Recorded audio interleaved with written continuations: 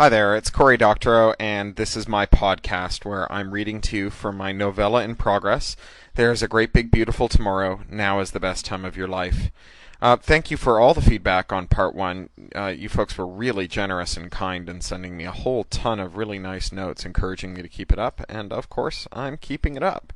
I think I crested like 20,000, 22,000 words today. Anyways, it's really kind of coming along very tastily, and I think I found the place that's going to publish it as well, which is nice.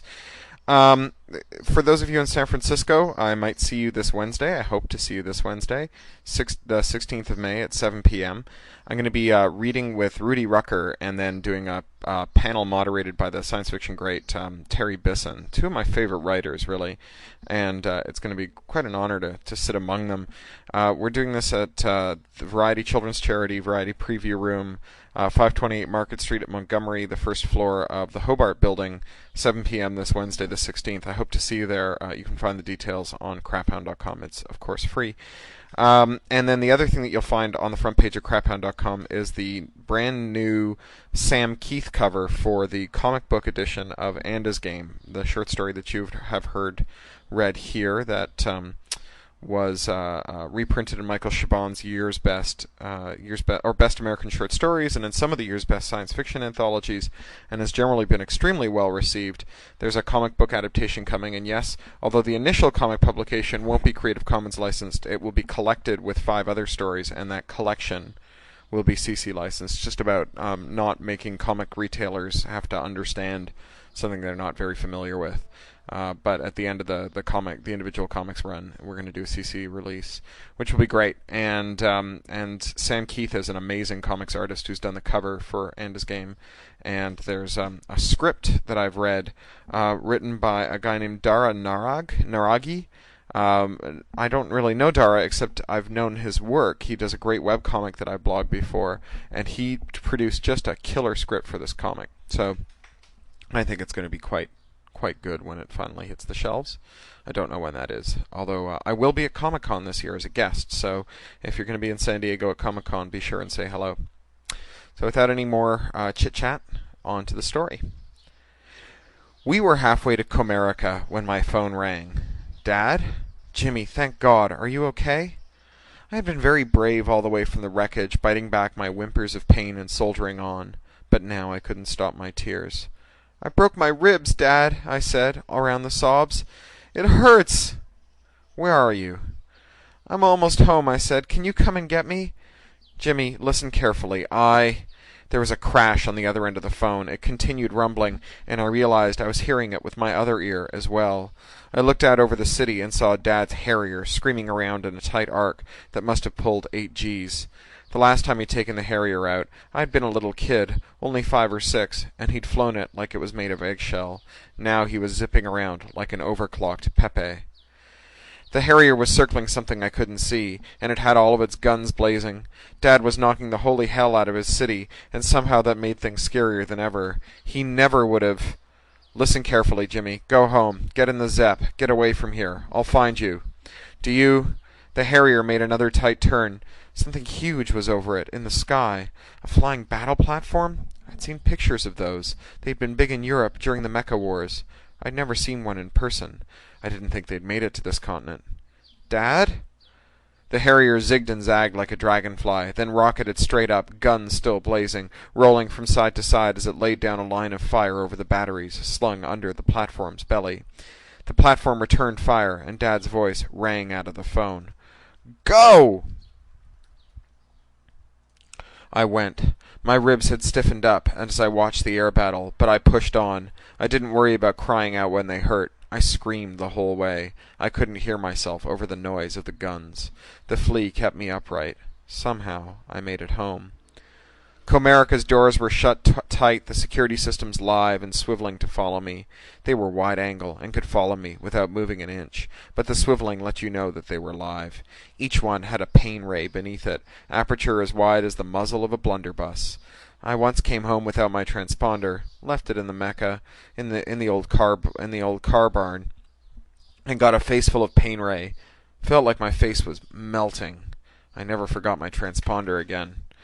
For a second, though, I couldn't find it, and had a vision of sitting in the wrecked cockpit of my Mecha, a 10-minute walk away, that might as well have been in one of the moon colonies. Then I found it, transferred absently to one of the many pockets that ran down the sleeves of my sweater. I let myself in and collapsed in the vestibule on one of Dad's live divans.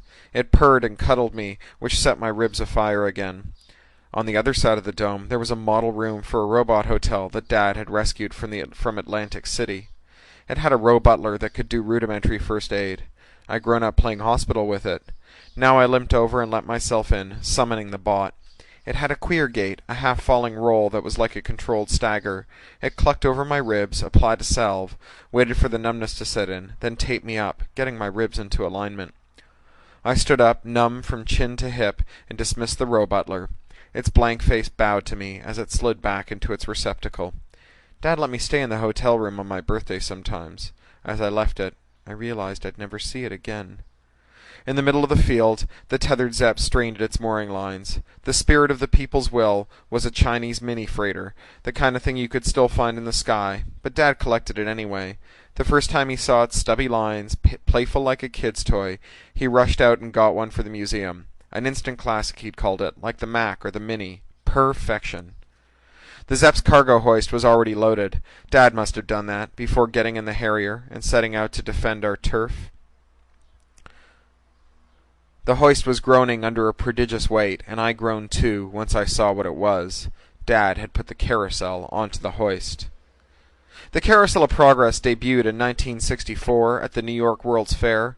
Walt Disney built it for General Electric, a four-scene robotic stage play about the role of technology in making our lives better. It was Dad's most treasured possession in the entire world. I seriously believed that if it was a choice between me and it, he might pick it. In fact, he had sort of done that. 10 minutes had gone by since I'd made it home, and the sounds of the air battle still raged outside. The Zepp was going to have a hard time attaining liftoff with all that weight, and I still hadn't grabbed my own stuff. Yes, Dad had said to go right away, no delay. Yes, there was a war raging outside the walls, but I wasn't going to leave my friends behind.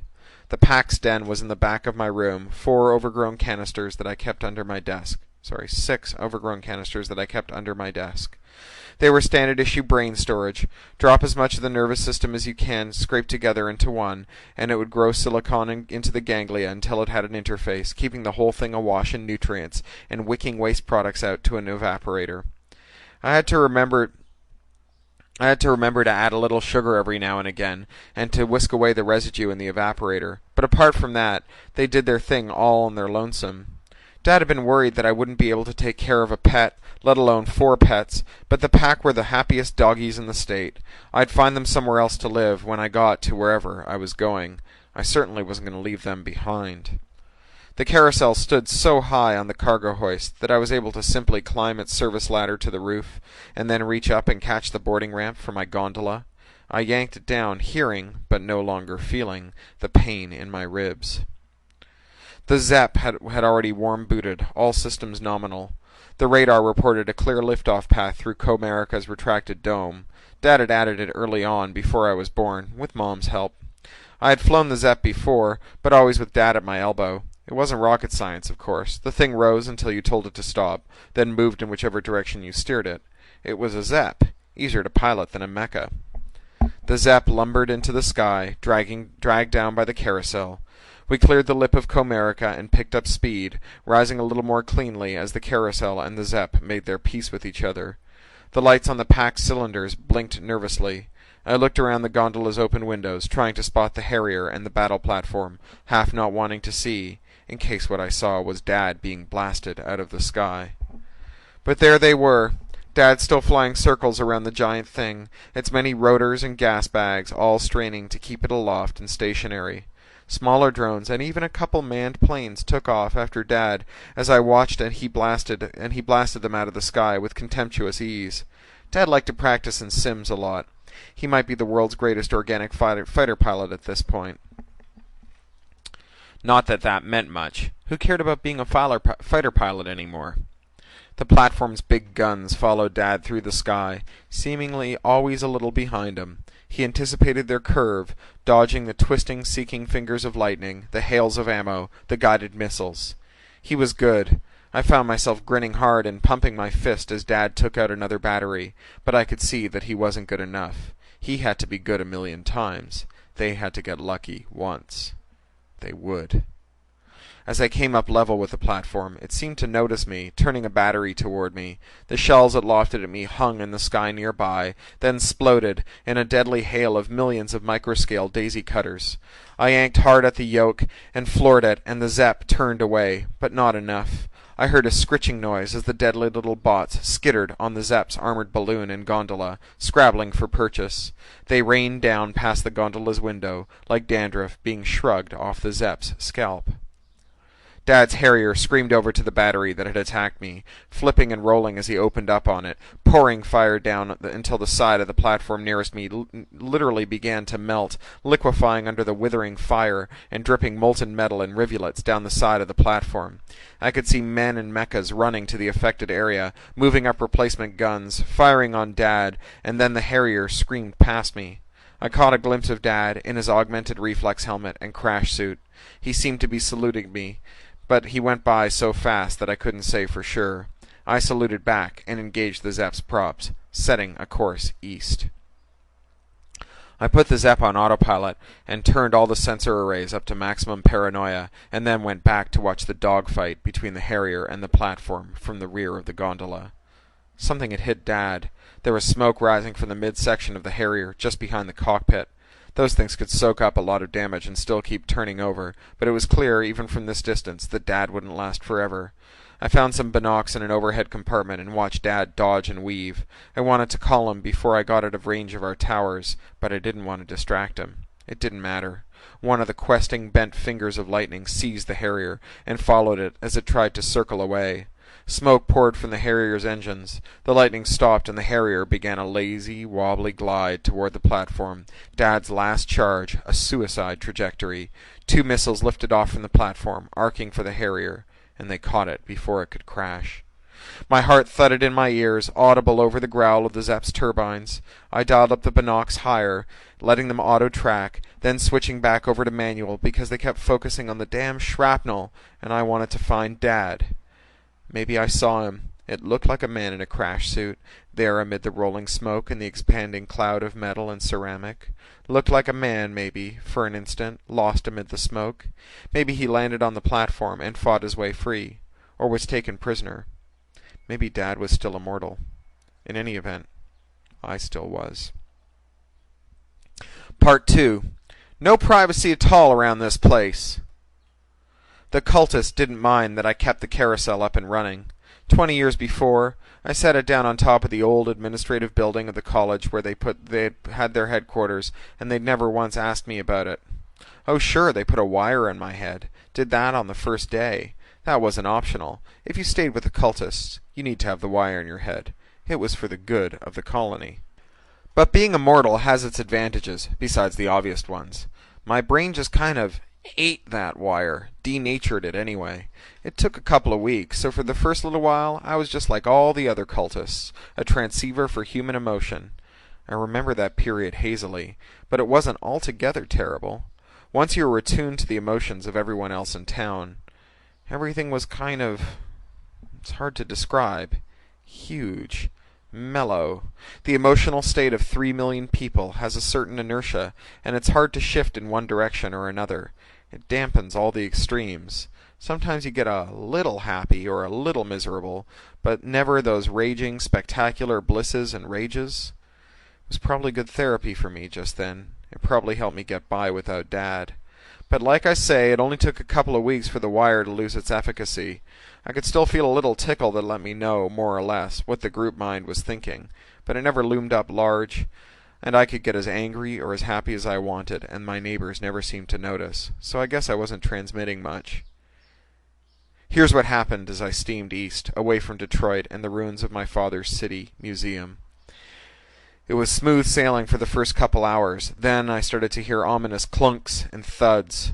I knew this must be the little daisy cutters. Some of them must have found soft spots in the bag's armor.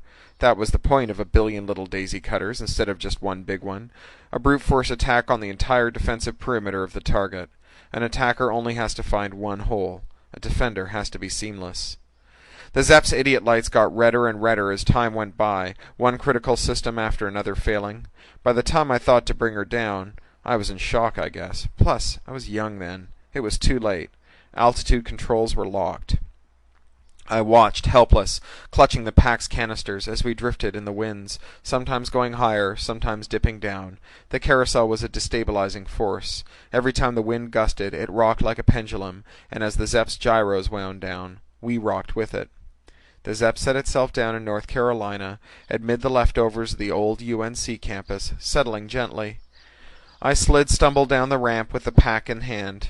The Zep was still losing altitude, inching lower and lower. Soon enough, the gondola would come down on top of the carousel, doing who knew what damage. I did a little executive planning, and I decided that I had a way better chance of bringing the carousel up to nominal than I did the daisy cutter worm Zep, and I blew its cargo hoist loose, cutting the Zep free so that it lofted away to ply its idiot way through the skies, unmanned and dying. The thing about immortality is, it's complicated. A mixed blessing. Dad's immortality was a much simpler thing, really. A collection of hacks and tricks to wind back his body's clock, to repair the damage of the ages, to make him young again. Like the yogurt for his liver.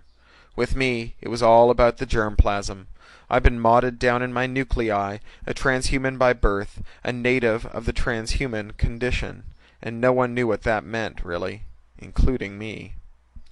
So while it was apparent early on that I was aging slowly, retaining maximal brain plasticity by keeping my physical age as young as possible, no one seemed to suspect just how slowly I was going to age. I was chronologically 13 when I landed in North Carolina, but I was physically more like 10. At the time, I assumed that I'd just go on, aging slowly, but aging. Not so much as it turned out. 20 years later, I was physically 11, maybe 12, maybe 13. Let me put it this way. No pubes. This was not what I had in mind when I pictured immortality. I had stirrings, but they were like phantom limbs, there but not there, elusive, an itch I couldn't scratch. The cultists were mildly curious about this, in the same way that they were mildly curious about most things. They weren't worked up about it or anything. They didn't get worked up about anything. That was the point.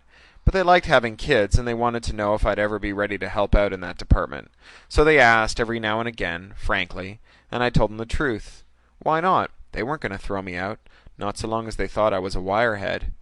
The only person who had a problem with my perpetual adolescence was me. There were moods that came on me, now and again, sudden and ferocious. Terrors, too. It came with the brain plasticity. I could adapt myself to anything, but nothing ever stuck. I could never approximate the incredible conviction of the cultists, not even the lesser conviction of the normals who traded with them every now and again. I'd believe something for a day or two, like wanting to overthrow the cult and rescue the wireheads from their surgical bondage, and then it would seem like a stupid idea, and then a distant memory. Only my journals showed me how changeable my weather was. When I got them down off the seat I kept them on in the carousel and thumbed through them, it wrenched something in my chest. Sometimes I cried. Sometimes I cried for a long time. Mostly I tried to distract myself from all of this. One good way to do that was to keep the carousel tuned up. The cultists liked it. It was a relaxing place to sit and watch a show, something they didn't get much of in Raleigh-Durham since the wires went in. The carousel was a 4-part show, the longest-running stage show in the history of the world, in which primitive robots told the story of how General Electric and Thomas Edison had rescued them from the Dark Ages. The robots rotated in and out, appearing behind scrims and delivering corny jokes, singing and tapping their toes, while their electrical appliances clattered, clanked, and showed themselves off. Dad had loved the carousel, not in the I love chocolate sense of love, in the I love you, darling, and I want to marry you and spend the rest of my life with you sense. Disney World, where the carousel ended up some time after the '64 World's Fair, had not fared well in the Mecha Wars. All of the Animal Kingdom and Epcot were fused glass ruins, and most of the Magic Kingdom was burned down. But the carousel had only been a little scuffed, its control systems fused from the EMP weapons. Dad and I spent a week separating the carousel from its foundations. It was like digging an old tree out of a forest, digging a wide circle around it, taking the whole root ball with it. In the carousel's case, it was that control apparatus for the show, spanning 2 basement levels beneath it. The entire Magic Kingdom was built 2 stories off the ground, specifically to leave room for the control systems. Over the years, these systems had sprawled sideways and downwards, retrofitted solid-state controllers, replacing the original mechanicals. We took lots of pictures, visual and millimeter wave radar, of the whole setup and emailed them to the little cluster that Dad had to a little cluster Dad had that could evolve itself to solve complex vision problems. Overnight, they mailed us back clean architectural as-built diagrams. That helped a lot. Dad had a lot of older, less collectible mechas that we kept around for duty like this. We'd driven down to Platoon on the path of the old I-75. We'd driven down to Florida on the path of the old I-75 in a platoon of these things, each of us driving at the head of a column of lumbering beasts that were slave to our control units. They weren't much to look at. They weren't all that smart, but those big boys were strong. 22 of them lifted and carried the carousel all the way home to Detroit. The pack were in a frenzy once we got back, delighted to have me around again. They patrolled the museum system while we were away, emailing me with anything urgent so that they didn't know how to cope with. That was before the Wumpuses, so there wasn't much by way of risk to our humble home. Once we got the carousel home, we set to work restoring it. Dad was insistent that we not try to fix it too well. In a couple of the scenes, the Dad robot flesh was really weird around the neck, its cervical controllers bulging at the flesh like it swallowed a wheel rim sideways. I was pretty sure we could do better than that, but Dad insisted that it was part of the charm, so I printed a new controller that was an exact match. I even resisted the temptation to replace the glassy, weird eyeballs with something vat-grown from one of my kits. "It's not supposed to be realistic, Jimmy," he said. "You need to understand that." I didn't understand it at the time, but I came to understand it eventually. It was the show.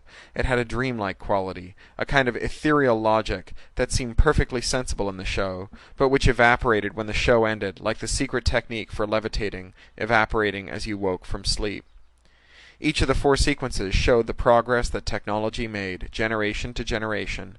A wood stove turns into an electric range, then a self-cleaning range, then a voice-controlled microwave oven. At each turn, the world progressed, got better. The problems posed by each stove got solved. We had lots of different soundtracks we could run for the ride. It had been redesigned several times, but the original one held the key for me. At every turn in our history, there was always someone saying, turn back, but there's no turning back. Not for us, not for our carousel. The challenge always lies ahead. As long as man dreams and works and builds together, these years too can be the best time of your life. I had lived in the future that they were talking about in the ride, but we didn't have progress anymore. We'd outgrown progress. What we had was change. Things changed whenever anyone wanted to change them. Design and launch a fleet of Wumpuses, or figure out a way to put an emotional antenna in your head, or create a fleet of killer robots, or invent immortality, or engineer your goats to give silk. Just do it. It'll catch on, or it won't. Maybe it'll catch itself on. Then the world is different. Then someone else changes it. The status quo doesn't protect itself. It needs defending if it's going to stay put. The problem is that technology gives more of an advantage to an attacker than to a defender. A defender needs to mount a perfect defense. An attacker needs to find one hole in the defense. So once technology gets going, anything can be knocked down. Evil doesn't stand, but nothing much can be erected in its place. Just look at Dad's museum. I've thought about leaving North Carolina and heading back to Detroit. Believe me, I have. But the cult isn't so bad. They're all nice and friendly, and they come as close to stability as anything I've experienced. Plus, they're pretty good with medical technology, and their biologists don't mind if I ask them noisy, ignorant questions about curing my immortality, at least enough to get my testicles to descend. 20 years have gone by, and I have 2, count 'em 2, pubic hairs. I call them Yeti and Sasquatch.